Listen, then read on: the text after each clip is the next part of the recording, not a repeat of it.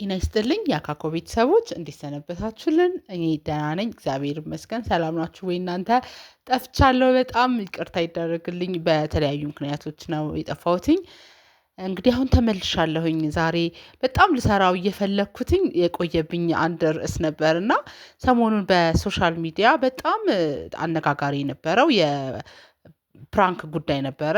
ሚስቱን ፕራንክ ያደረገበት መንገድ እና እሱ አቴንሽን ለማግኘት የሄደበት መንገድ ብዙዎቻችንን አናግሮናል፣ ብዙዎቻችንን አስከፍቶናል፣ ሁላችንም ጮኸንበታል። ልክ እንዳልሆነ በጣም ተናግረነዋል እና ልጅቷ ላይ ያየነው የሚያሳዝን እንባ፣ የሚያሳዝን አክሽን፣ የሚያሳዝን እይታ ሁላችንም በቃ በጣም ደግሞ እኛ ሴቶችን በጣም እምም አድርጎን በጣም ስንቆጣ የነበርንበት ፕራንክ አሁን ደግሞ በአባይ ሚዲያ ላይ በመቅዲ ሾው ላይ ሁለቱም ቀርበው ያን ያደረገበትን ምክንያት አስረድቶናል።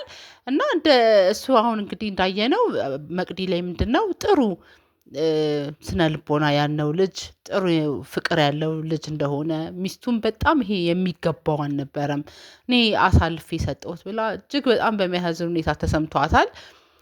እጅግ በጣም እንደሚወዳት፣ እሷም በጣም እንደምታፈቅረው፣ ረጅም ጊዜ አብረው እንዳሳለፉ፣ ቤተሰቦቿም በጣም እንደሚወዱት እንደሚያከብሩት፣ እሷም በጣም የምታፈቅረው ሰው ናት። ልጅቷ እንግዲህ በጣም ጭምት ናት። በጣም በቃ በጣም ጨዋነት በቃ በጣም የሚታይባት፣ ስነስርዓት በጣም የሚታይባት፣ ሁላችንም ልንወዳት የምንችላት አይነት ሴት ናት። በቃ በጣም ደስ የምትል ሴት ማለት ነው። እና በዚህ አጋጣሚ በጣም እድለኛ ነው።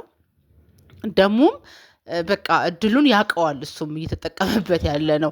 ብዙ ጊዜ መልካም ሴት ወይም ደግሞ መልካም ባል ገጥሟቸው የማይችሉበት ሰዎች ይኖራሉ እና እሱ ግን ያውቀዋል በደንብ ምን አይነት ሚስት እንዳለችው በጣም ጠንቅቆ ያውቀዋል። እና ግን ምንድነው ያደረገው? ሶሻል ሚዲያውን አቴንሽን ለማግኘት ትኩረት ለማግኘት ያን የሄደበት መንገድ ደስ አይልም ነበር። እሱ ምንድነው ኤሙ ሄዶ እዛ ጋር እንደዚህ ሪያሊቲውን የሚኖሩት እሱ ያደረገውን ፕራንክ የሚኖሩት እህቶች አሉ ብዙ። ምክንያቱም ይሄን ነገር አይዲያውን ራሱ የሰማው ባለቤቱ እርግዝ በነበረችበት ሰዓት ፎሎ አፓ ላይ ከብዙ እናቶች ጋር እርስ በርስ በሚወራበት ሰዓት አንዳንድ ደስ የማይሉ እንደዚህ አይነት ነገሮችን የሚያደርጉ ባሎችን ትሰማለች እና ያን ነገር ሄዳ ትነግረዋለች። ያን ነገር ተደራሽነት እንዲኖረው በቃ ለሚስቶቻቸው ጥሩ ያልሆኑ ወንዶች ጋር ተደራሽነት እንዲኖረውና እንዲማሩበት፣ እሱም ደግሞ በዛ ትኩረት እንደማግኘት ሰብስክራይብንም ለማግኘት ነበርና አላማው ተሳክቷል። ግን የሄደበት መንገድ ብዙ ዋጋ አስከፍሎታል። ያስከፈለው ዋጋ ምንድነው? እሱ አውቆ ያደረገው ነገር ቢሆንም ብዙ ውርጅብኝ ነው የወረደበት፣ ብዙ ውርጅብኝ ማለት ነው። እና ያንን ተቋቁሞ የሆነ ነገር ሰፈር አድርጓል ማለት ነው። ዩቲዩብንም ለማሳደግ ይሁን ቲክቶክንም ለማሳደግ ይሁን ዋጋ የከፈለበት ነገር ነው። እና የሄደበት መንገድ፣ ልጅቷ ያሳየችው አክሽን፣ እንቧ በቃ ሁላችንንም አሳዝኖናል። እና ልጅቷ በቃ ፊቷ ሁሉ ነገሯ ነበር የሚናገረው እና ይሄ ነገር ሁላችንንም አስከፍቶን ነበር። አሁን እሱ በጣም ይቅርታ ጠይቋል።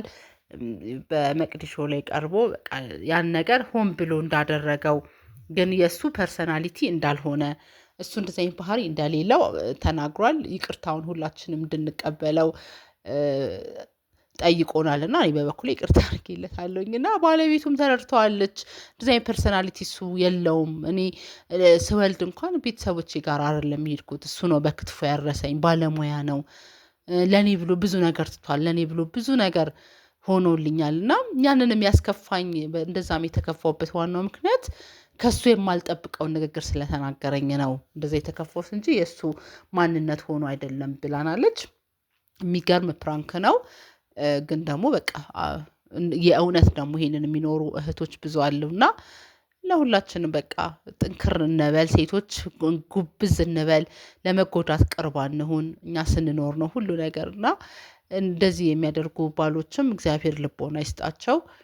በጣም ነው የሚያመው ይሄ እንደዚህ አይነት ነገር መስማት በራሱ በጣም ነው የሚያመው። እና ይቅርታውን እንድቀበለው ላለሁኝ በቃ እችን ነገር ለማለት ፈልጌ ነው ብቅ ያልኩትኝ።